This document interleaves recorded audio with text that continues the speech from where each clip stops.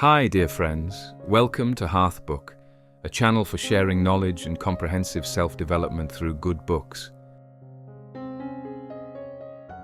On the path to success, learning is definitely an indispensable thing. When it comes to learning, we often wonder about the following two things. 1, does the more work we do, the more successful we are? Or is it true that the greater the pressure, the faster the success? The first problem is a problem that many people have talked about and given many very good lessons. You can learn more through two books, The One Thing and The Art of Pursuing Minimalism. But the second problem is that very few people discuss it. Today, we will go through the book Peak Performance by authors Brad Stulberg and Steve Magness to answer this problem together. Now let's get started.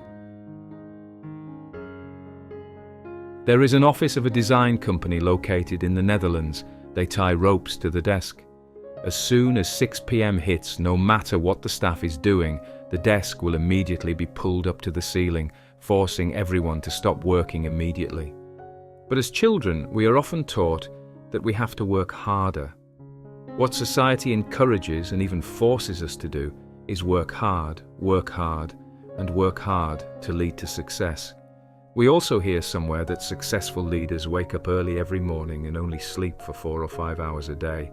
The scariest thing is that you are afraid that if you don't try a little more, you will be eliminated. There are people out there who are better than you and are working harder than you. So, what reason do you have to allow yourself to rest? In this age of the race for competence, resting means being left behind. But is that true? The two authors of this book use their own stories to give you the correct answer. Brad is an expert in physical science. When he was young, he was known as the son of the family.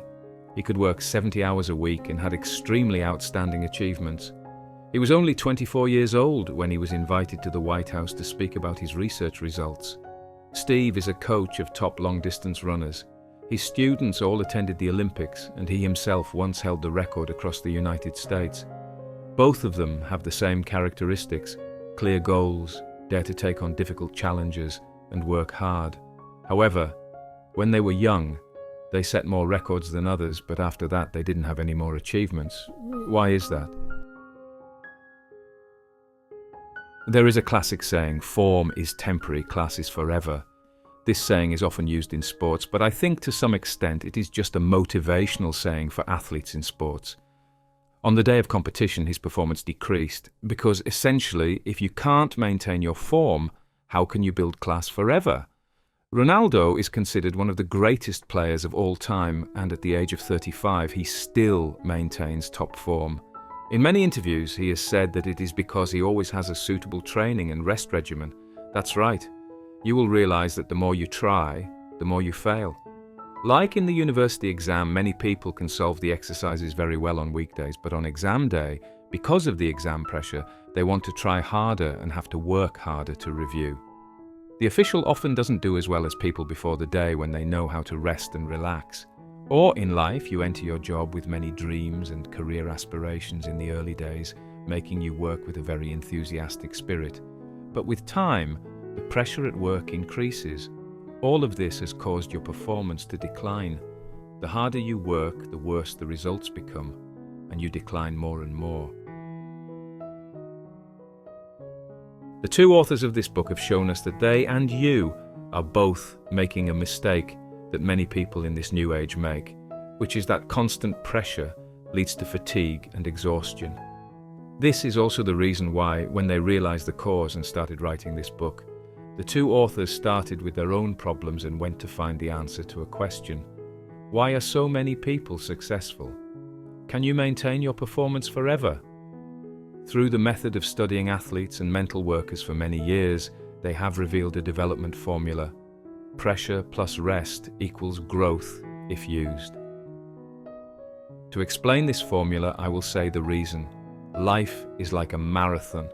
You must know how to adjust the speed as well as know how to stop and rest at the right time. Learn how to switch between exercise and rest to bring your body and mind back to peak condition. In short, this book shows you how to best apply pressure and rest to maintain performance over a long period of time. In particular, I think this formula is the core content of the entire book. Next, I will share with you 2 things so you can quickly apply this formula to your life. Part 1. What kind of pressure is beneficial? Part 2. Through appropriate rest to recover form. Firstly, what are the consequences of too much pressure? For many people, a temporary pressure will be nothing, but if the pressure is constant, it will stress you for a long time, causing you to have many health, psychological, and stress problems. Insomnia, cardiovascular disease, or physiological effects. You may very well fall into a death cycle. You may think that if the pressure is too much, you should change jobs. This method may be effective, but you have to be careful because the cause of the pressure is most likely not the job, but the way you work.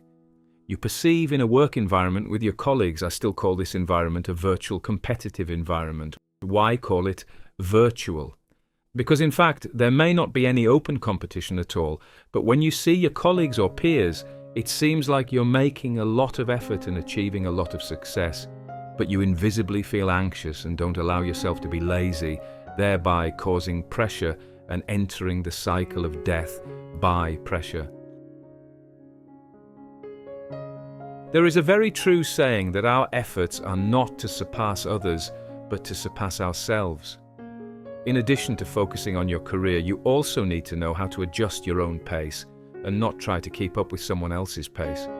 Too much pressure will put you at risk of harm to your health, but too little pressure will not help you succeed. The real meaning behind this formula is that not only when there is pressure at work do we know how to rest, but when there is pressure, we must know how to adjust the pressure and then add rest accordingly. In this formula, the important thing is to first adjust the pressure, just like in life.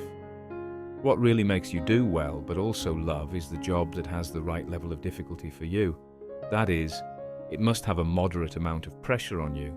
It should not put too much pressure on you that makes you feel discouraged and want to give up, nor should it be too easy and not put any pressure on you, making you easily bored and frustrated.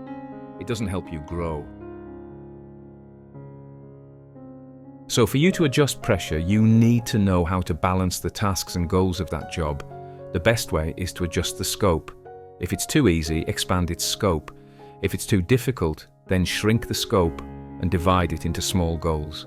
For example, if you want to lose weight, you should start with 15 minutes of exercise a day, then slowly increase the exercise time, or learn a foreign language, start with 20 words a day and gradually increase it, or read books as well. So you can start with 1 page a day first, and then challenge yourself to read more and read faster. The process of overcoming challenges may not be very comfortable for you, but as long as you can step through that comfortable circle, you will make continuous progress. To develop yourself, you cannot lack pressure, but if you want to make long-term progress or breakthrough, you must know how to combine rest properly. In the 1940s and 1950s, the running world believed that no one could run a kilometer in 4 minutes, but there was a person named Roger who broke that record. Strangely, he did not train hard 2 weeks before the race, just relaxing with friends and spending up to 3 days sleeping and resting before the test. When interviewed, what is the secret to success?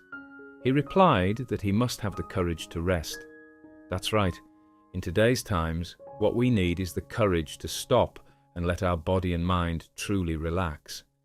The author has proposed the following methods of rest. First, take alternating breaks. For example, you can divide your work into many small tasks. Every 50 to 90 minutes, take a 5 to 10 minute relaxation break. Second, take a long break after a period of high pressure. After finishing a high pressure job, you should arrange some time to completely relax, like traveling somewhere.